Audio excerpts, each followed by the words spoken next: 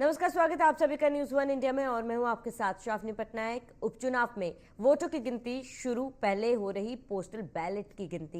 ये बड़ी खबर आपको बता दें, जहां पहले पोस्टल बैलेट की गिनती शुरू हो रही है। थोड़ी देर में आएगा पहला रुझान। यूपी की 9 और उत्तराखंड की एक सीट पर मतगणना जारी है। ये बड़ी खबर आपको बता दें, मतगणना शुरू हो चुकी है। उपचुनाव में वोटों की गिनती शुरू हो चुकी है। उपचुनाव में वोटों की गिनती शुरू, ये बड़ी खबर, अहम जानकारी आपको बताते जहां उपचुनाव में वोटों की गिनती शुरू। उपचुनाव में पोस्टल बैलेट से गिनती शुरू हो चुकी है। आज उत्तर प्रदेश के 9 विधानसभा सीटों पर काउंटिंग जारी है और वही उत्तराखंड के एक सीट पर काउंटिंग जारी।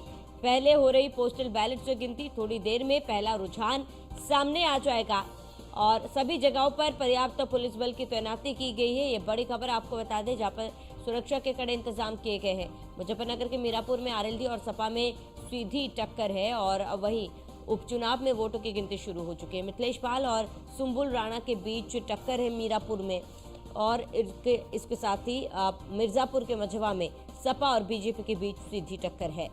और ये तमाम वो सीटें हैं जिस पर आज काउंटिंग जारी है। 20 तारीख को चुनाव हुए थे।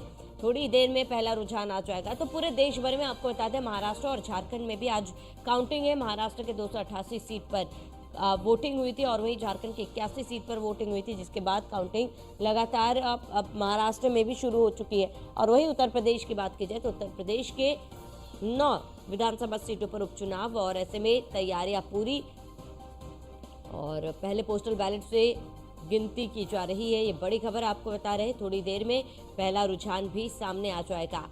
ये बड़ी खबर आपको बता रहे हैं। हालांकि इस बार वोट प्रतिशत काफी ज्यादा कम रहे। कई ऐसी सीटें थी जहां पर लोग घरों से निकलकर वोट करने में पीछे रहे हैं। गाजियाबाद की बात कर ली जाए, फूलपुर की बात कर ली जाए, खैर विधानसभा सीट की बात कर ली जाए, ये तमाम वो सीटें हैं जहां पर वोटिंग काफ़ी ज़्यादा कम हुई थी और इसके साथ ही इसी वजह से वोटिंग कम होने के कारण तमाम पार्टी और प्रत्याशियों की टेंशन काफ़ी ज़्यादा बढ़ गई थी। लेकिन अभी काउंटिंग शुरू हो चुकी है। थोड़ी देर में ये साफ हो जाएगा। पहला रुझान जो है अब थोड़ी देर में सामने आएगा और इसके साथ ही आज ये साफ हो जाएगा कि जनता ने जीत का सुनहरा किसे पहनाया है।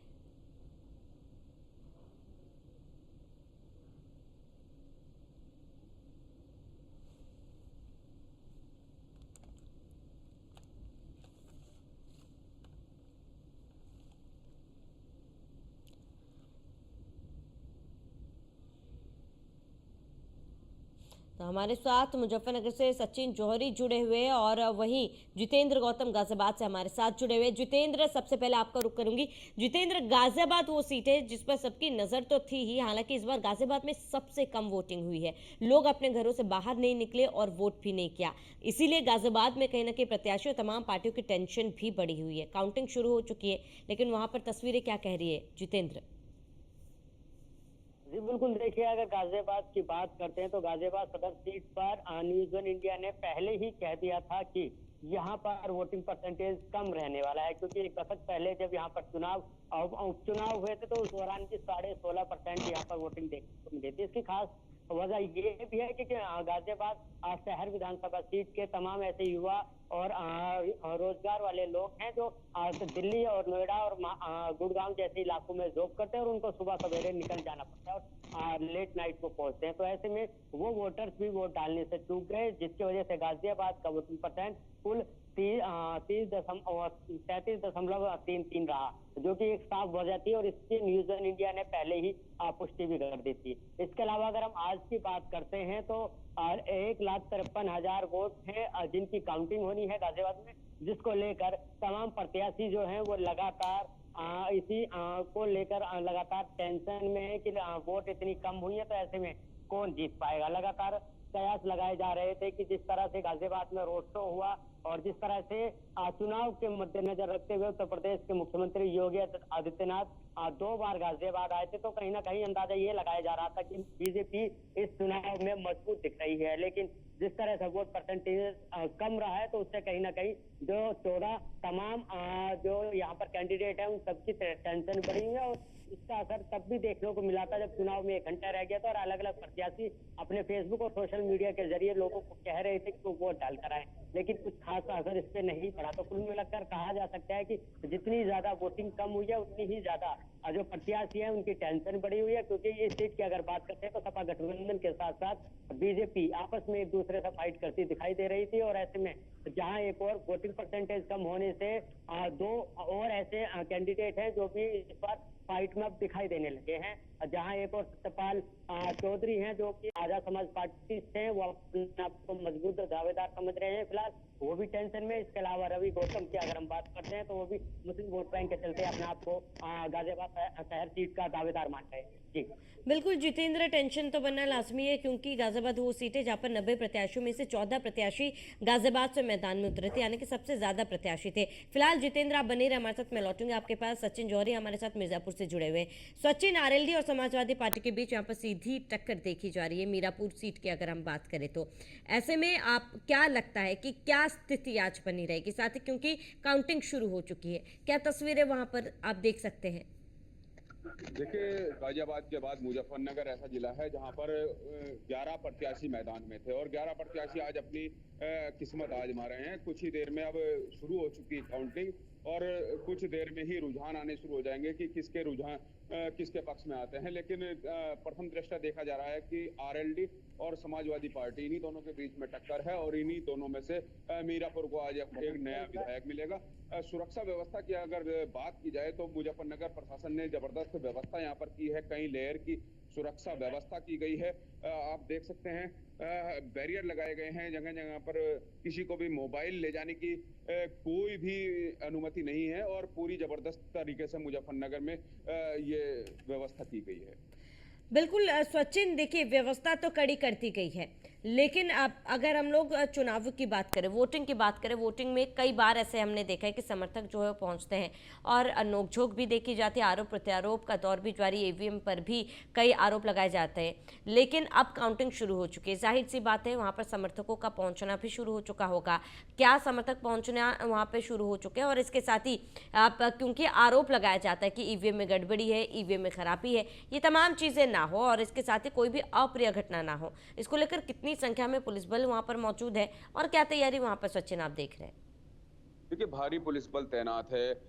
ईवीएम, इस बार ईवीएम खराबी की तो कोई किसी तरह की शिकायत नहीं मिली, लेकिन यहाँ पर मुजफ्फरनगर की मीरापुर विधानसभा सीट पर रालोद और सपा दोनों तरफ से शिकायतों का दौर जारी रहा। रालोद की प्रत्याशी है मिथिलेश पाल, उन्होंने लगातार शिकायत की है कि फर्जी मतदान हो सकता है, फर्जी पर्चियां बांटी जा रही है सपा प्रत्याशी की तरफ से और मदरसे में भारी संख्या में बाहर से लोग बुला लिए गए हैं, फर्जी मतदान किया जा रहा है। इसके अलावा सुंबुल प्रत्याशी, सुंबुल राणा है जो सपा की प्रत्याशी है, उन्होंने भी लगातार पुलिस पर आरोप लगाए हैं कि पुलिस मतदान नहीं करने दे रही है। तो दोनों तरफ से आरोप प्रत्यारोप रहे। इसी को देखते हुए प्रशासन ने जबरदस्त व्यवस्था की है, सीसीटीवी में यहाँ पर मतगणना हो रही है और सभी तरह की व्यवस्था यहाँ पर इस समय चल रही है।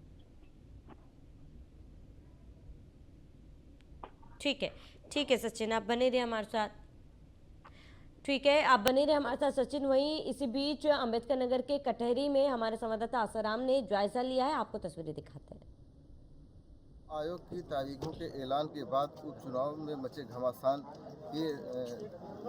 के बाद अब जो है वो आखिरी दिन आ गया है जब प्रत्याशियों के भाग्य का फैसले का दिन है।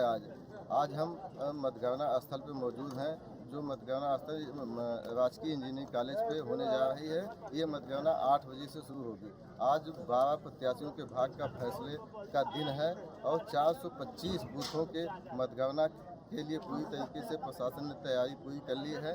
आप देख रहे हैं कि यहाँ पर जो है काफ़ी सुरक्षा व्यवस्था की गई है। सुरक्षा व्यवस्था कई लेयरों में की गई है और चप्पे चप्पे पे पुलिस की नज़र है। किसी भी तरीके से कानून व्यवस्था को बिगाड़ने नहीं दिया जाएगा। और यहाँ पर 425 बूथों की मतगणना के लिए 36 टेबलों को बनाया गया है और जिसमें जो है 56 कर्मचारियों द्वारा जो है संपन्न कराई जाएगी। Asaram Verma, news one India, Ambedkar Nagar. चुनाव आयोग की तारीखों के ऐलान के बाद उपचुनाव में मचे घमासान के बाद अब जो है वो आखिरी दिन आ गया है जब प्रत्याशियों के भाग्य का फैसले का दिन है। आज हम मतगणना स्थल पर मौजूद हैं। जो मतगणना स्थल राजकीय इंजीनियरिंग कॉलेज पे होने जा रही है। ये मतगणना 8 बजे से शुरू होगी। आज 12 प्रत्याशियों के भाग्य का फैसले का दिन है और 425 बूथों के मतगणना के लिए पूरी तरीके से प्रशासन ने तैयारी पूरी कर ली है। आप देख रहे हैं कि यहाँ पर जो है काफ़ी सुरक्षा व्यवस्था की गई है। सुरक्षा व्यवस्था कई लेयरों में की गई है और चप्पे चप्पे पे पुलिस की नज़र है। किसी भी तरीके से कानून व्यवस्था को बिगाड़ने नहीं दिया जाएगा। और यहाँ पर 425 बूथों की मतगणना के लिए 36 टेबलों को बनाया गया है और जिसमें जो है 56 कर्मचारियों द्वारा जो है संपन्न कराई जाएगी। Asaram Verma, news one India, Ambedkar Nagar. चुनाव आयोग की तारीखों के ऐलान के बाद उपचुनाव में मचे घमासान के बाद अब जो है वो आखिरी दिन आ गया है जब प्रत्याशियों के भाग्य का फैसले का दिन है आज हम मतगणना स्थल पर मौजूद हैं। जो मतगणना स्थल राजकीय इंजीनियरिंग कॉलेज पे होने जा रही है। ये मतगणना 8 बजे से शुरू होगी। आज 12 प्रत्याशियों के भाग्य का फैसले का दिन है और 425 बूथों के मतगणना के लिए पूरी तरीके से प्रशासन ने तैयारी पूरी कर ली है। आप देख रहे हैं कि यहाँ पर जो है काफ़ी सुरक्षा व्यवस्था की गई है। सुरक्षा व्यवस्था कई लेयरों में की गई है और चप्पे चप्पे पे पुलिस की नज़र है। किसी भी तरीके से कानून व्यवस्था को बिगाड़ने नहीं दिया जाएगा। और यहाँ पर 425 बूथों की मतगणना के लिए 36 टेबलों को बनाया गया है और जिसमें जो है 56 कर्मचारियों द्वारा जो है संपन्न कराई जाएगी। Asaram Verma, news one India, Ambedkar Nagar. तो लगातार अलग अलग जिलों से हमारे संवाददाता हमारे साथ बने हुए। जितेंद्र, आपका रुख करूंगी। जितेंद्र, गाजियाबाद की बात की जाए तो कहीं ना कहीं बीजेपी का गढ़ माना जाता है गाजियाबाद, क्योंकि लगातार 3 चुनावों में से बीजेपी ही यहाँ पर जीत दर्ज करती आ रही है। लेकिन इस बार कांटे की टक्कर समाजवादी पार्टी और बीजेपी के बीच देखी गई थी। क्या लगता है कि जनता का मूड क्या है और गाजियाबाद में क्या कुछ मुद्दे थे जिस पर जनता ने वोट किया? देखिए, अगर मुद्दों की बात करते हैं गाजियाबाद में, तो मुद्दे शुरुआत की अगर बात करते हैं तो गाजियाबाद के जो व्यापारी हैं वो खासा तौर पर जो छोटे वर्ग के व्यापारी हैं वो दिखाई दिए थे कि किस तरह से गाजियाबाद नगर निगम से परेशान थे। तो कहीं ना कहीं उसका असर शुरुआत में दिखाई देने लगा था और उसी के साथ ही जैसे ही योगी आदित्यनाथ गाजियाबाद पहुंचते तो वो असर खत्म होते होते योगी आदित्यनाथ के जो नारा था कटेंगे तो बटेंगे, तमाम चीजें जो उस पर ये डाइवर्ट होते हुए दिखाई दिया। वहीं दूसरी ओर अखिलेश यादव जब गाजियाबाद पहुंचे थे तो उन्होंने भी एक नारा दिया था और उन्होंने कहा जी, था। ठीक है जितेंद्र, आप बने रहे हमारे साथ, मैं लौटूंगा आपके पास। इसी बीच एक बड़ी खबर आपको बता दें, महाराष्ट्र से बड़ी खबर इस वक्त की आपको बता दें। उपचुनाव में वोटों की गिनती लगातार जारी है और पहला रुझान सामने आ चुका है। बड़ी खबर आपको बता रहे हैं। बड़ी खबर आपको बता दें, मझवा सीट से बीजेपी आगे।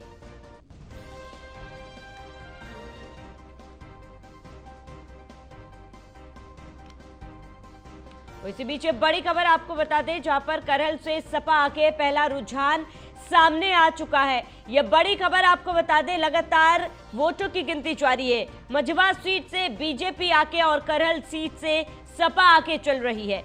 यह बड़ी खबर, अहम जानकारी आपको बता दें, करहल सीट से समाजवादी पार्टी आगे चल रही है। तो ये पहला रुझान हम आपको बता रहे हैं, जहां करहल सीट से समाजवादी पार्टी आगे चल रही है। उपचुनाव में वोटों की गिनती लगातार जारी है। मझवा सीट की बात करें तो मझवा सीट में बीजेपी आगे चल रही है। ये बड़ी खबर आपको बता दें, मझवा सीट से बीजेपी आगे चल रही है। और वहीं बड़ी खबर आपको बता दें, समाजवादी पार्टी करहल सीट से आगे चल रही है। ये बड़ी खबर आपको बता रहे हैं, जहां ये पहला रुझान सामने आया है, क्योंकि अभी भी वोटों की गिनती जारी है और ये शुरुआती रुझान है।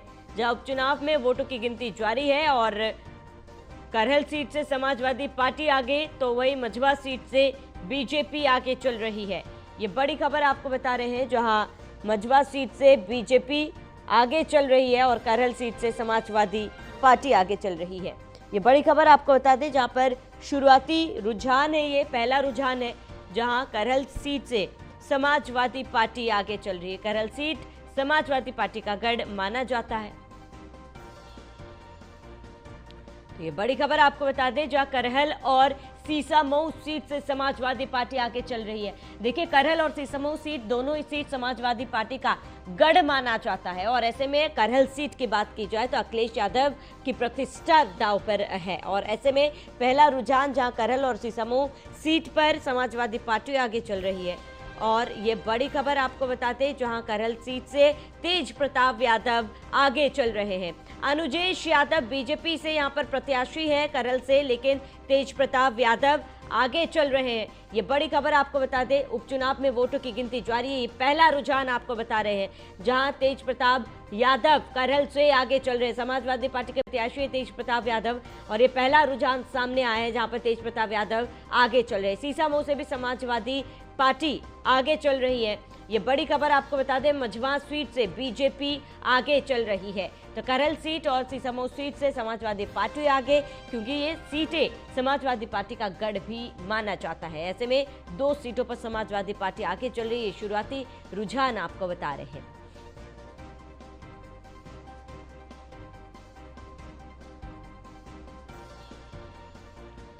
बड़ी खबर आपको बता दें, करहल से समाजवादी पार्टी के प्रत्याशी तेज प्रताप यादव आगे चल रहे हैं। तो इसी बीच एक और बड़ी खबर आपको बता दें, महाराष्ट्र की 3 सीटों पर रुझान सामने आए हैं। ये बड़ी खबर आपको बताते, महाराष्ट्र की 3 सीटों पर रुझान सामने। महाराष्ट्र में आपको बता दें 288 सीट पर चुनाव हुए थे और लगातार काउंटिंग जारी है। ये शुरुआती रुझान आपको बताते, महाराष्ट्र के 3 सीटों पर रुझान सामने आए हैं। तो ये बड़ी खबर आपको बता रहे हैं, जहां महाराष्ट्र में 3 सीट पर इंडी गठबंधन आगे चल रहा है। ये बड़ी खबर आपको बता रहे हैं, जहां पर 3 सीटों का ये रुझान आपको बता दे, शुरुआती रुझान है। महाराष्ट्र में 3 सीटों पर इंडी गठबंधन आगे चल रही है। ये बड़ी खबर आपको बता रहे हैं इस वक्त की।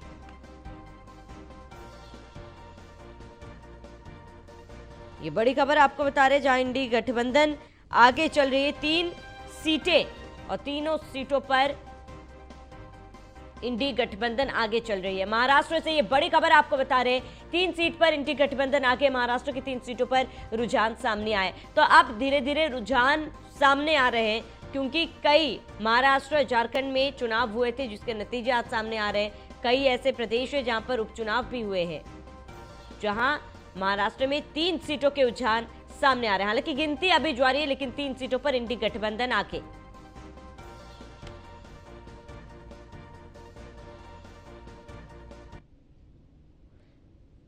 तो लगातार काउंटिंग जारी है और ये शुरुआती रुझान हम आपको बता रहे हैं। पहला रुझान अगर हम बात करें, करहल और सीसामऊ में समाजवादी पार्टी आगे चल रही है और वहीं आपको मझवा सीट की बात करें, मझवा सीट में बीजेपी आगे चल रही है। वही हमारे साथ संवाददाता सचिन जौहरी लगातार हमारे साथ बने हुए, जितेंद्र गौतम हमारे साथ गाजियाबाद से बने हुए। सचिन, अगर हम लोग मुजफ्फरनगर की बात की जाए तो मीरापुर सीट इसीलिए भी अहम क्योंकि आरएलडी समाजवादी पार्टी के बीच इस बार जो है टक्कर है। हालांकि आप पिछले चुनाव की अगर बात करें जहां आरएलडी जीत दर्ज की थी, लेकिन आरएलडी तब समाजवादी पार्टी के साथ थी, लेकिन अब तस्वीरें उलट है, अब आरएलडी बीजेपी के साथ है। क्या लगता है कि आरएलडी का साथ बीजेपी को फायदा मिलेगा इस बार? देखिए, आरएलडी के खाते में सीट थी और आरएलडी चाहती है कि एक सीट उन्हीं के खाते में बनी रहे। लेकिन बात यह है कि पिछली बार समाजवादी पार्टी का समर्थन था और इस बार भारतीय जनता पार्टी उनके साथ है। तो इस बात का एक बार फायदा ये मिल सकता है क्योंकि सभी प्रत्याशी, सभी दलों ने वहाँ पे मुस्लिम समाज के प्रत्याशी उतारे थे, चाहे वो आजाद समाज पार्टी हो, बहुजन समाज पार्टी हो, समाजवादी पार्टी हो और ओवैसी की पार्टी हो। सभी ने वहाँ पर मुस्लिम प्रत्याशी उतारे थे। सिर्फ एक भारतीय जनता पार्टी रालोद की प्रत्याशी मिथिलेश पाल वहाँ हिंदू कैंडिडेट थी, तो इसका भी एक फायदा रालोद प्रत्याशी को मिल सकता है। और उसके अलावा क्योंकि मजबूती से चुनाव लड़ा गया है, दोनों आरएलडी और समाजवादी पार्टी दोनों आमने सामने हैं और दोनों ने मजबूती से चुनाव लड़ा है। लेकिन ओवैसी यहाँ पर आए थे, ओवैसी ने एक बहुत जबरदस्त यहाँ पर जनसभा की थी जिसमें हजारों की तादाद में यहाँ पर ओवैसी के समर्थक देखे गए थे। तो तब से यहाँ समाजवादी पार्टी के जो प्रत्याशी है उनकी बेचैनी बढ़ी है। तो लग रहा है कि इस बार वैसे आजाद समाज पार्टी के जो प्रत्याशी हैं जाहिद हुसैन, उन्होंने भी यहाँ एक मजबूत चुनाव लड़ा है। लगातार चंद्रशेखर यहाँ पर कैंपेन करते नजर आए थे, लगातार एक लंबा समय यहाँ पर दिया है और प्रचार प्रसार भी किया है। तो ये चुनाव बड़ा ही दिलचस्प हो चुका है और कुछ ही देर में साफ होने लगेगा कि किसके खाते में ये सीट जाएगी। ठीक है सचिन, आप बने रहे हमारे साथ, तमाम जानकारी के लौटेंगे आपके पास। जितेंद्र, आपका रुख करूंगी। जितेंद्र, क्योंकि आपकी हमारी बात हो रही थी कि गाजियाबाद बीजेपी का गढ़ माना जाता है, इस बार की तस्वीरें क्या कहती है? क्या इस बार समाजवादी पार्टी बीजेपी को टक्कर दे रही है? हाँ जी बिल्कुल, देखिए जब तक चुनाव की बात कर रहे हैं तो लगातार इस तरह की चीजें निकलकर सामने आ रही थी कि समाजवादी पार्टी जो कि इंडिया गठबंधन के तहत चुनाव लड़ रही है उसमें उनका साथ कांग्रेस भी दे रही थी, और दूसरी ओर अगर बात करते हैं बीजेपी की तो उनका भी साफ तौर पर जो रुझान थे जो उस समय दिखाई दे रहा था, तो ये दिखाई दे रहा था कि दोनों पार्टियां लगातार जो है एक दूसरे को टक्कर देती दिखाई दे रही हैं। लेकिन जैसे जैसे वोटिंग डे आया उसमें हमने देखा कि मात्र 33% उसमें वोट होता है, तो कहीं ना कहीं उसके बाद जो सभी प्रत्याशी हैं उनकी चिंता बढ़ गई, क्योंकि लगातार वोट कम हो रहा था, जिसको लेकर वोटिंग से खत्म होने से 2 से 3 घंटे पहले लगातार जो तमाम प्रत्याशी रहे, बीजेपी के प्रत्याशी रहे हो या फिर सपा गठबंधन के सिंहराज जाटव रहे हो, उन दोनों ने सोशल मीडिया के जरिए लोगों से अपील की कि वो वोट करने जाएं, लेकिन ऐसा कुछ खास असर दिखता हुआ नहीं दिया, जिसके बाद से वोटिंग परसेंटेज कम रहा और मात्र 4,60,000। ठीक है जितेंद्र, आप बने रहे हमारे साथ, लौटूंगे आपके पास। इसी बीच एक और बड़ी खबर आपको बता दें, गाजियाबाद सीट से बीजेपी आगे है। बड़ी खबर, अहम जानकारी आपको बता दें, जो गाजियाबाद सीट से बीजेपी आगे, फूलपुर सीट पर भी बीजेपी आगे। ये बिल्कुल शुरुआती रुझान हम आपको बता दें, जहां फूलपुर सीट से भी बीजेपी आगे, केदारनाथ से भी बीजेपी आगे चल रही है। ये बड़ी खबर आपको बता दें, जहां केदारनाथ सीट से भी बीजेपी आगे, मीरापुर सीट से आरएलडी आगे चल रही है। ये शुरुआती रुझान तमाम सीटों के आपको बताते, जहां गाजियाबाद सीट से बीजेपी, गाजियाबाद सीट से संजीव शर्मा को मैदान में उतारा गया था बीजेपी की तरफ से, संजीव शर्मा आगे चल रहे। फूलपुर सीट पर भी बीजेपी आगे चल रही है। ये बड़ी खबर आपको बता दे, बड़ी जानकारी आपको बता रहे हैं, जो केदारनाथ से बीजेपी आगे। बड़ी खबर, अहम जानकारी आपको बता दे, जहां केदारनाथ से भी बीजेपी आगे और मीरापुर सीट से आरएलडी आगे चल रही है। ये बेहद ही शुरुआती रुझान है और बेहद ही शुरुआती रुझान आपको बता दें, जहां गाजियाबाद सीट से बीजेपी आगे है, मीरापुर सीट से भी बीजेपी आगे, केदारनाथ सीट से भी बीजेपी आगे चल रही है, तो फूलपुर सीट से भी बीजेपी आगे चल रही है। ये बड़ी खबर आपको बता दें, जहां फूलपुर सीट से भी बीजेपी आगे। हालांकि फूलपुर सीट में भी मतदान जो है काफ़ी कम प्रतिशत हुई थी, लेकिन अभी शुरुआती रुझान आपको बता दें तो फूलपुर सीट से बीजेपी आगे चल रही। बड़ी खबर आपको बता दें, जहां फूलपुर सीट से बीजेपी आगे चल रही है और गाजियाबाद सीट से बीजेपी आगे चल रही है। ये शुरुआती रुझान हम आपको बता रहे हैं, जहां फूलपुर सीट से भी बीजेपी आगे चल रही है। ये बड़ी खबर, अहम जानकारी आपको बताते, जहां शुरुआती रुझानों में ये तमाम सीटें, फूलपुर की बात कर ली जाए, मझवा सीट की बात कर ली जाए, केदारनाथ सीट की बात कर ली जाए, गाजियाबाद सीट की बात कर ली जाए, तमाम ये सीटें जहां पर बीजेपी आगे चल रही है। और वहीं इसी बीच एक बड़ी खबर आपको बता दें, सीसामऊ में बड़ा उलटफेर देखा गया है। ये बड़ी खबर आपको बता रहे, सीसामऊ में बड़ा उलटफेर, शुरुआती रुझानों में बीजेपी सीसामऊ से आगे। ये बड़ी खबर आपको बता दें, शुरुआती रुझानों में बीजेपी सीसामऊ से आगे। सुरेश अवस्थी सपा से आगे निकले। बता दें, सपा से नसीम सोलंकी को प्रत्याशी बनाया गया था, लेकिन यहां से बीजेपी प्रत्याशी आगे है। सीसामऊ में बड़ा उलटफेर देखा गया है, सुरेश अवस्थी आगे चल रहे हैं। ये बड़ी खबर आपको बता दें, जहां सीसामऊ में समाजवादी पार्टी का गढ़ माना जाता है और ऐसे में सीसामऊ में सुरेश अवस्थी आगे हैं। ये बड़ी खबर आपको बता रहे हैं, कहीं ना कहीं सुरेश अवस्थी आगे और सपा के प्रत्याशी को पछाड़ते हुए सुरेश अवस्थी आगे चल रहे। सीसामऊ में बड़ा उलटफेर देखा गया है। ये बड़ी खबर आपको बता दें, शुरुआती रुझानों में बीजेपी आगे है सीसामऊ में। पहले रुझान में बीजेपी आगे, ये बड़ी खबर आपको बता रहे हैं, जहां सीसामऊ में बड़ा उलटफेर हुआ है।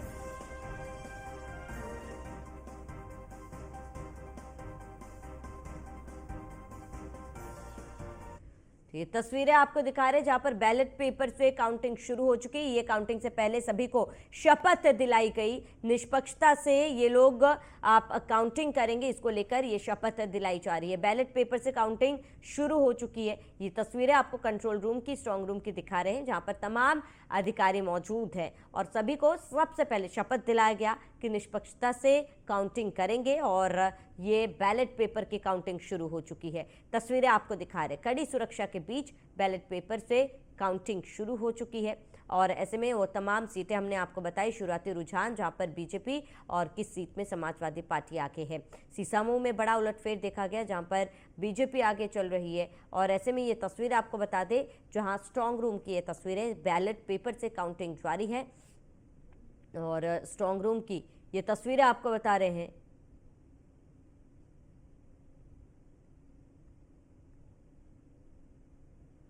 जहां काउंटिंग से पहले सभी अधिकारियों को शपथ दिलाया गया कि निष्पक्षता से काउंटिंग की जाएगी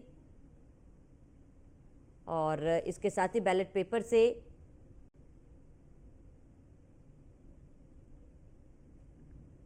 काउंटिंग शुरू हो चुकी है।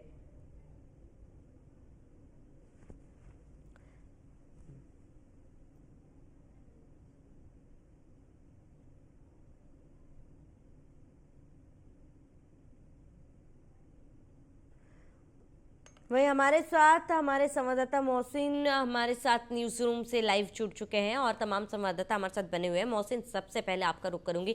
मोहसिन, धीरे धीरे रुझान सामने आ रहे हैं, ऐसे में अब अगर हम लोग काउंटिंग की, वोटिंग की बात करें तो वोटिंग प्रतिशत काफ़ी ज़्यादा कम रहा है। अमूमन अगर गाजियाबाद की बात कर ली जाए या फिर खैर विधानसभा सीट की बात कर ली जाए, फूलपुर सीट की बात कर ली जाए, ये तमाम वो सीटें थी मोहसिन जहाँ पर वोटिंग जो है काफ़ी ज़्यादा कम रही और इसी वजह से कहीं ना कहीं पार्टियों में टेंशन काफ़ी ज़्यादा थी। लेकिन शुरुआती रुझान आ रहे हैं और सीसामऊ में आप देखिए जहां कुछ समय पहले समाजवादी पार्टी आगे थी तो अब बीजेपी आगे चल रही है। काफ़ी ज़्यादा इंटरेस्टिंग होता जा रहा है। लेकिन मोहसिन, आप पूरे इस चुनाव को कैसे देख रहे हैं और क्या लगता है कि नतीजा किस तरीके से सामने आएगा?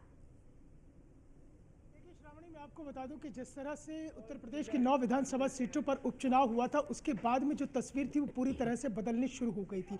उपचुनाव को लेकर देखिए मतदाताओं में एक थोड़ा सा उत्साह नजर नहीं आता है, क्योंकि हमने देखा था मतदान के दौरान कई जगह ऐसी थी, कई विधानसभा क्षेत्र के मतदान केंद्र ऐसे थे जो सूने पड़े हुए थे। उसमें सबसे बड़ी बात यह है कि इस उपचुनाव से ना तो किसी की सरकार बन रही है और ना किसी की सरकार गिन रही है। लेकिन जिस तरह से सीसामऊ में एक बड़ा उलटफेर हुआ है, शुरुआती रुझान में जहां समाजवादी पार्टी आगे चल रही थी, एकदम से पूरी तरह से तस्वीर बदल गई और जो भारतीय जनता पार्टी के सुरेश अवस्थी हैं वो सीसामऊ में आगे हो गए हैं और नसीम सोलंकी पिछड़ गई है। अभी केवल एक सीट ऐसी है जहां पर समाजवादी पार्टी आगे चल रही है और वो है मैनपुरी लोकसभा की करहल विधानसभा सीट, जो समाजवादी पार्टी का गढ़ रहा है। यहाँ पर फूफा और भतीजे के बीच में बहुत ही तगड़ी फाइट नजर आ रही है। लेकिन कुल मिलाकर इतना जरूर है कि जो 9 की 9 विधानसभा की सीटें हैं जहां पर उपचुनाव हुआ है, वहां पर मुकाबला बेहद दिलचस्प और बहुत कांटे का और नजदीक होने जा रहा। गाजियाबाद विधानसभा की अगर हम बात करते हैं, जहां पर मतदान प्रतिशत तकरीबन 37 कुछ प्रतिशत रहा है, तो ऐसे में ये समझिए कि जो एलिट क्लास का वोटर्स है, यानी कि जो अपर क्लास का वोटर्स है, वो अपने घरों से बाहर नहीं निकला, उसने वोट नहीं किया है।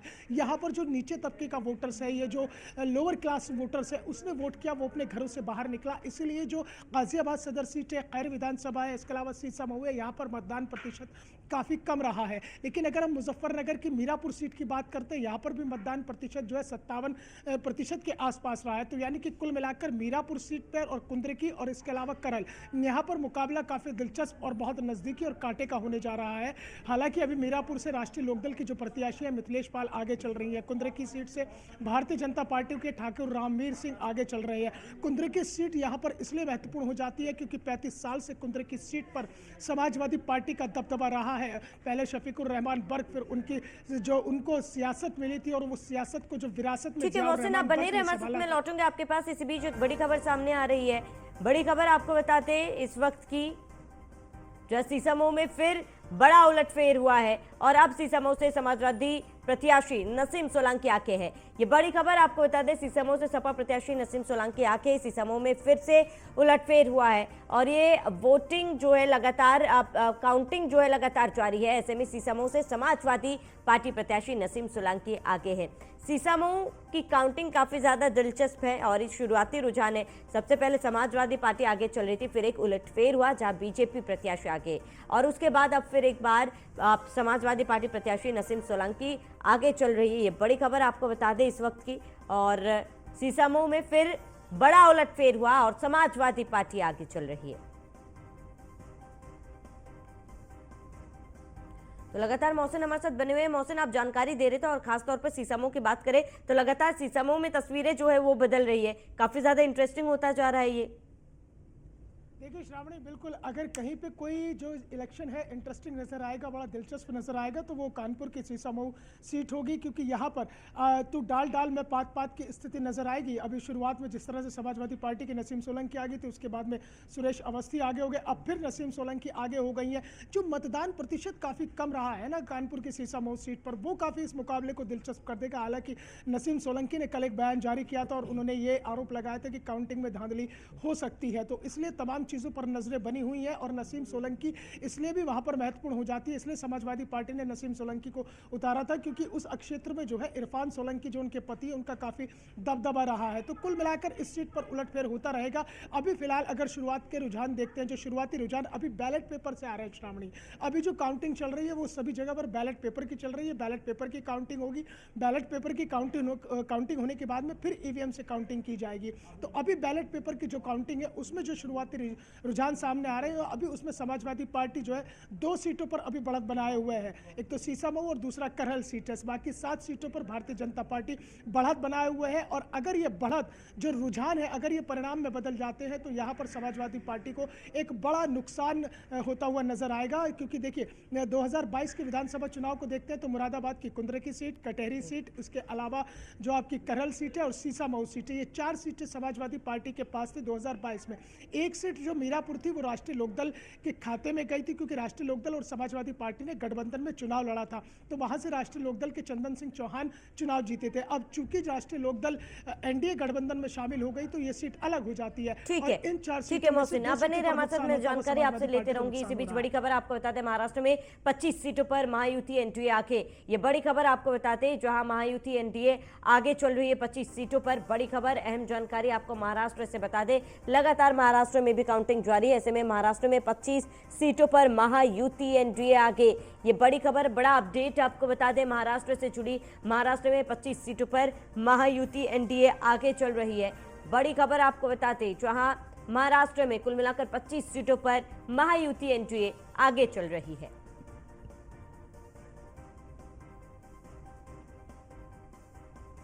लगातार हमारे सहयोगी हमारे साथ बने हुए हैं। सचिन, आपका रुख करूंगी। आप सचिन, वहां पर क्या तस्वीर है, क्योंकि देखिए बैलेट पेपर से काउंटिंग शुरू हो चुकी है और ऐसे में आरएलडी मीरापुर से आगे चल रही है फिलहाल। क्या यही तस्वीर पूरे दिन बरकरार रहेंगी, क्या संभावना है वहां पर सचिन? देखिए, तो आने वाला समय बताएगा कि पूरे दिन क्या होगा, लेकिन फिलहाल जो है पोस्टल की गिनती हो चुकी है, होने लग रही है और उसमें जो प्रथम रुझान आए हैं आरएलडी आगे चल रही है और कुछ देर बाद मत खुलेंगे, अब उसके बाद पता चलेगा। लेकिन जो टक्कर है वो आरएलडी और समाजवादी पार्टी के प्रत्याशी के बीच में ही है। समाजवादी पार्टी को यहाँ थोड़ा सा नुकसान हो सकता है, क्योंकि ओवैसी की यहाँ धमाकेदार एंट्री रही है और उसके अलावा आजाद समाज पार्टी के जो जाहिद हुसैन थे, उन्होंने भी काफी वोट काटी है और काफी अपने मतदाताओं को अपनी तरफ किया है। तो यहाँ जो चुनाव है वो आरएलडी और समाजवादी पार्टी के बीच ही है और जबरदस्त टक्कर यहाँ होने की अनुमान है और कुछ ही देर में थोड़ा तस्वीरें साफ होने लग जाएगी कि यहाँ क्या होने वाला है। लेकिन जो प्रथम रुझान आए हैं उसमें आरएलडी फिलहाल आगे चल रही है। ठीक है, ठीक है सचिन, आप बने रहे हमारे साथ। इसी बीच एक बड़ी खबर आपको बता दें, बड़ा अपडेट आपको बताते, जहां उपचुनाव से जुड़ी इस वक्त की बड़ी खबर आपको बता रहे हैं। उपचुनाव से जुड़ी इस वक्त की बड़ी खबर आपको बताते, एनडीए 6 सीटों पर आगे चल रही है। उत्तर प्रदेश में 9 सीटों पर उपचुनाव हुए हैं, जिनमें से 6 सीटों पर एनडीए आगे चल रही है।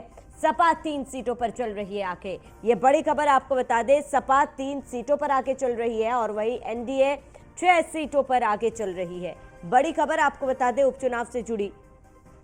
जहां एनडीए 6 सीटों पर आगे चल रही है। तो लगातार हमारे संवाददाता हमारे साथ बने हुए पल पल के अपडेट हमारे तक पहुंचा रहे। जितेंद्र गौतम हमारे साथ गाजियाबाद से जुड़े हुए। जितेंद्र, क्योंकि काफी ज्यादा सोच समझ के गाजियाबाद से प्रत्याशी को मैदान में उतारा गया था और अभी फिलहाल अगर बीजेपी की बात करें, बीजेपी प्रत्याशी संजीव शर्मा आगे चल रहे हैं। अगर संजीव शर्मा ने यहाँ से बढ़त बनाई हुई है जितेंद्र, तो क्या कुछ वो मुख्य कारण है जिसके कारण जनता ने संजीव शर्मा पर भरोसा दिखाया है? जी बिल्कुल, देखिए अगर संजीव शर्मा की बात करते हैं तो संजीव शर्मा पिछले 2007 से लगभग 17 साल से बीजेपी के कार्यकर्ता रहे हैं और अलग अलग पदों पर वो तैनात रहे हैं। अभी फिलहाल की बात करते हैं तो पिछले 3-4 साल से वो लगातार गाजियाबाद के महानगर अध्यक्ष बने हुए थे, जिसके चलते वो जनता के बीच बड़े आसानी से पहुंच रहे थे। इसके अलावा उन्होंने गाजियाबाद में चाहे लोकसभा चुनाव हो, चाहे इसके अलावा मेयर का चुनाव रहा हो या फिर विधानसभा का चुनाव रहा हो, वो तमाम ऐसे चुनाव है जिसमें उन्होंने लगातार मेहनत की है और उनको जितवाने का काम किया, जिसका परिणाम ये हो सकता है कि लगातार उनको भी जनता लगातार पूरी तरह से जानती है और जनता के बीच जिस तरह से वो गए हैं उसका परिणाम ये है कि वो पहले राउंड में फिलहाल आगे चल रहे हैं। ये बैलेट की फिलहाल अभी जो है काउंटिंग हो रही है, उसके बाद टोटली ये जो है 25 राउंड होने और उस राउंड से धीरे धीरे साफ होता चला जाएगा कि आखिरकार कौन जीत रहा है। फिलहाल सिंह जाटव जो है वो दूसरे नंबर पर चल रहे हैं और पहले नंबर पर जो है वो भाजपा के प्रत्याशी संजीव शर्मा वो आगे चल रहे हैं। उनका ये बेनिफिट ये इस बात से बयां करता है कि लगातार वो जनता के बीच में 2007 से लेकर जो तो अब तक जो रहे हैं, ये उसका असर दिख रहा है कि लोग उनको जानते हैं कि संजीव शर्मा गाजियाबाद का एक चेहरा है और जिसका असर अब उनको देखने को भी मिल रहा है। जी ठीक है जितेंद्र, आप बने रहे, हमारे साथ लौटूंगे आपके पास। तो मोहसिन, आपका रुख करूंगी। मोहसिन, जो अपडेट हमने दिखाया कि 6 सीटों पर बीजेपी आके है और वहीं 3 सीटों पर समाजवादी पार्टी आके है। कहीं ना कहीं इस बार समाजवादी पार्टी और उनके प्रमुख अखिलेश यादव की शाख दांव पर है, या फिर यूं कहे कि प्रतिष्ठा जो है अखिलेश यादव की कई सीटों पर दांव पर है। और अब फिलहाल जिस तरीके की तस्वीरें, क्योंकि बीजेपी कभी भी कोई चुनाव जो है हल्के में नहीं लेती, चाहे वो उपचुनाव हो या फिर लोकसभा चुनाव हो, और वही तस्वीर हमने इस बार उपचुनाव में भी देखी थी। यही कारण है क्या कि 6 सीटों पर बीजेपी फिलहाल आगे चल रही है?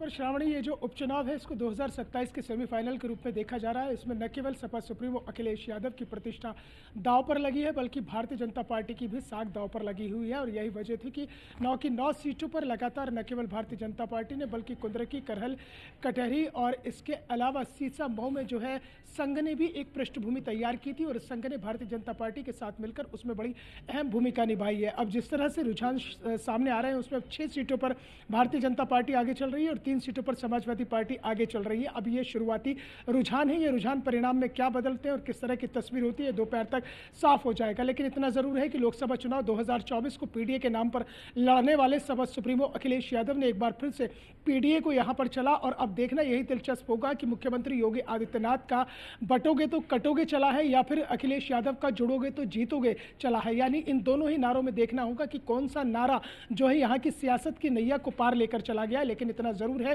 कि उत्तर प्रदेश विधानसभा में जो 9 सीटों पर उपचुनाव हुए ये बेहद दिलचस्प रहे हैं। मुकाबला बहुत कड़ा है। देखिए, अगर जीत का अंतर किसी भी सीट पर कम रहता है तो वो उस पार्टी के लिए चिंता का सबब होगा, क्योंकि अंतर कम होना कोई ज़्यादा बड़ी बात नहीं होती है। अगर मैं बात करूं करहल सीट की, तो जिस तरह से जब 2022 में जो पूर्व मुख्यमंत्री हैं अखिलेश यादव यहाँ पर चुनाव लड़े थे, 1,25,000 के करीब उन्हें वोट मिले थे और 80,000 के कुछ करीब वोट जो है एसपी सिंह बघेल को मिले थे, यानी कि 46,000 के आसपास से जो है अखिलेश यादव की जीत हुई थी। अब देखना यह होगा कि इस उपचुनाव में जो उनके भतीजे हैं तेज प्रताप यादव, अगर वो इस रुझान को परिणाम में बदल देते हैं तो उनकी जीत का अंतर कितना होगा, क्योंकि सामने उनके फूफा खड़े हुए हैं। करहल में 2 इलाके ऐसे हैं, एक घिरोर और दूसरा बरनाहल। ये दोनों ही इलाके ऐसे हैं जहां पर जो भारतीय जनता पार्टी के प्रत्याशी थे अनुजेश यादव, उनका काफ़ी दबदबा रहा है, काफ़ी उनका प्रभाव रहा है। क्योंकि यादव बिरादरियों में भी 2 चीज़ निकल कर आती है, एक कमरिया और एक घोसी। ये कमरिया और घोसी बिरादरी जो थी यादव की, वो वहाँ पर नहीं बट पाई और एक मुश्त जो वोट था वो कहीं ना कहीं जो है भारतीय जनता पार्टी के प्रत्याशी अनुजेश यादव को गया। हालांकि इस तरह की बातें भी निकलकर सामने आई जो चर्चा के दौरान देखा गया और हमने मतदान के दौरान बड़ी नज़दीकी से देखा कि जो ब्राह्मण और अक्षत्रिय वोट था उसमें कहीं ना कहीं सेंधमारी नहीं हो पाई है। तो कुल मिलाकर, और वहाँ पर एक चीज़ महत्वपूर्ण और है कि वहाँ जो बहुजन समाज पार्टी के प्रत्याशी हैं वो शाक्य बिरादरी से आते हैं, तो उन्हें भी नज़रअंदाज नहीं किया जा सकता है। शाक्य बिरादरी की अगर वोटों में सेंधमारी हुई होगी तो ये जीत का अंतर जो 2022 में था करहल में 46,000 का, वो कम रह सकता है। और दूसरा सीसामऊ की अगर बात करते करते हो तो यहाँ पर भी जीत का अंतर कम हो सकता है। मीरापुर और कुंद्रिकी ये बड़ा दिलचस्प हो जाएगा। बाकी अगर सीटों की बात करते हैं, चाहे वो मंझवा है, खैर है या फिर कटेरी है या इसके अलावा दूसरी सीट है, तो वहाँ पर तो अंतर देखिए कुछ ऊपर जा सकता है। लेकिन सीसामऊ और मीरापुर और कुंद्रिकी ये सीटें जो हैं बड़ी महत्वपूर्ण हो जाएंगी। कुंद्रिकी में भी हालांकि जिस तरह से आ रहा है कि अभी शुरुआती रुझान में समाजवादी पार्टी ने बढ़त बनाई है, और यहाँ श्रावणी बड़ा महत्वपूर्ण ये होगा कि 5 ऐसे प्रत्याशी इस चुनावी मैदान में अपनी किस्मत आजमा रहे हैं जिनका पॉलिटिकल करियर जो है वो ये रिजल्ट तय कर देगा। उसमें कानपुर की सीसामऊ से नसीम सोलंकी हैं, और सबसे महत्वपूर्ण जो है मुरादाबाद की कुंद्रिकी सीट से भारतीय जनता पार्टी के ठाकुर रामवीर सिंह हैं, जो 2 बार चुनाव लड़ चुके हैं लेकिन दोनों बार चुनाव हारे हैं। लेकिन इस बार उन्होंने पहली बार डोर टू डोर जाकर कैंपेन किया, और सबसे बड़ी बात यह है कि मुस्लिम समाज में अपनी पैठ बनाने के लिए उनका एक बड़ा वीडियो सोशल मीडिया पर वायरल हुआ था कि उन्होंने मुस्लिम जालीदार टोपी पहनी और रुमाल डाला, तो उसमें उन्होंने मुस्लिमों में पैठ बनाने की कोशिश की। और तुर्क बिरादरी से इतर जाकर जो दूसरी बिरादरी है, शेखजादे है, शिया है,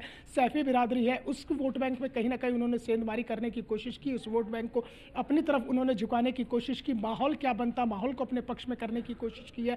तीसरा ये होता है कि फूलपुर से जो मुस्तफ़ा सिद्दीकी हैं, उनका भी पॉलिटिकल करियर जो है ये रिजल्ट तय कर देगा। वो दलित विरोधी अपने बयान को देकर जो है सुर्खियों में आ गए थे, तो वहां पर फूलपुर पे हालांकि दीपक पटेल आगे चल रहे हैं तो उनकी स्थिति बड़ी मजबूत नजर आ रही है। मीरापुर से समाजवादी पार्टी के टिकट पर पहली बार चुनाव लड़ी है शुंबुल राणा, उनका पॉलिटिकल करियर भी ये रिजल्ट तय करेगा। उनके साथ बस प्लस पॉइंट ये था कि वो पूर्व सांसद कादिर राणा की पुत्रवधू हैं, ये उनका प्लस पॉइंट था, क्योंकि जो मीरापुर सीट है पूर्व में मोरना सीट हुआ करती थी और कादिर राणा ने मोरना सीट से ही अपना विधानसभा का चुनाव लड़ा था और यहाँ से विधायक चुनकर गए थे। और फिर आप आ जाइए अलीगढ़ की खैर सीट पर, जो समाजवादी पार्टी और कांग्रेस की जो गठबंधन की प्रत्याशी थी डॉक्टर चारू कैन, उनका पॉलिटिकल करियर भी दांव पर लगा हुआ है। हालांकि चारू कैन के सामने भारतीय जनता पार्टी ने सुरेंद्र दिलेर को उम्मीदवार बनाया, अपने आप में काफ़ी मजबूत और काफ़ी तगड़े उम्मीदवार है। चारू कैन के साथ ये था कि वो पहले जो है बहुजन समाज पार्टी से भी चुनाव लड़ी थी, चुनाव हार गई थी, उसके बाद उन्होंने कांग्रेस का दामन थामा और ठीक चुनाव से पहले उन्होंने समाजवादी पार्टी पे लेकिन यहाँ पर आपने जो जिक्र किया है, अगर हम लोग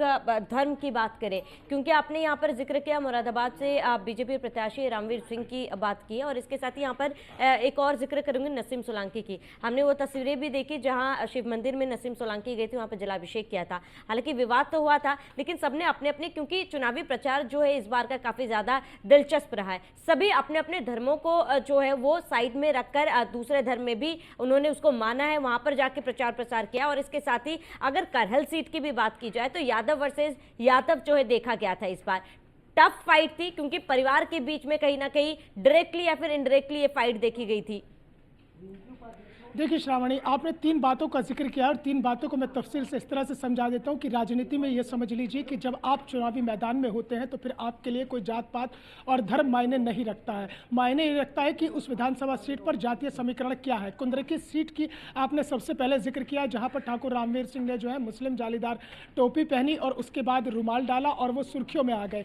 दरअसल उसकी बड़ी वजह ये थी कि 40 से 50% कुंद्रिकी सीट पर मुस्लिम मतदाता है और उसमें से भी 30 से 35% तुर्क बिरादरी है। यानी कि तुर्क बिरादरी एक ऐसी बिरादरी है जिसका तकरीबन 35 साल से कुंद्रिकी सीट पर दबदबा रहा है, और ये कहा जाता है कि तुर्क बिरादरी जिस ओर चली जाती है उस और ही पार्टी का जो उम्मीदवार होता है वो जीत का परचम लहरा देता है। तो ठाकुर रामवीर सिंह इस बात को अच्छी तरह से समझ रहे थे कि जब तक मुस्लिम मतदाता उनके तरफ नहीं आएंगे और मुस्लिम मतदाताओं का जो माहौल है वो ठाकुर रामवीर सिंह की तरफ नहीं होगा, तब तक वो जीत सुनिश्चित नहीं हो सकती है। तो इसलिए उन्होंने मुस्लिमों में पैठ बनाने के लिए तमाम पैतरे अपनाए। दूसरा आपने जिक्र किया सीसामऊ का। नसीम सोलंकी ये जानती हैं कि जो वहाँ पर मुस्लिम वोटर्स हैं वो तो उनसे नहीं छिटक रहा है, लेकिन उसके साथ उन्हें हिंदू वोटर्स को प्लस करना होगा। अगर हिंदू वोटर्स प्लस होगा तभी जाकर जीत की इबारत लिखी जा सकती है। इसलिए नसीम सोलंकी जो है मंदिर पहुँच जाती है, शिवलिंग पर जलाभिषेक करती है और जलाभिषेक करने के बाद सोशल मीडिया पर वीडियो वायरल होता है और तेजी के साथ वो भी सुर्खियों में आ जाती हैं। तो ये दोनों ही चीज़ें जो हैं जो धार्मिक आधार को दूर करते हुए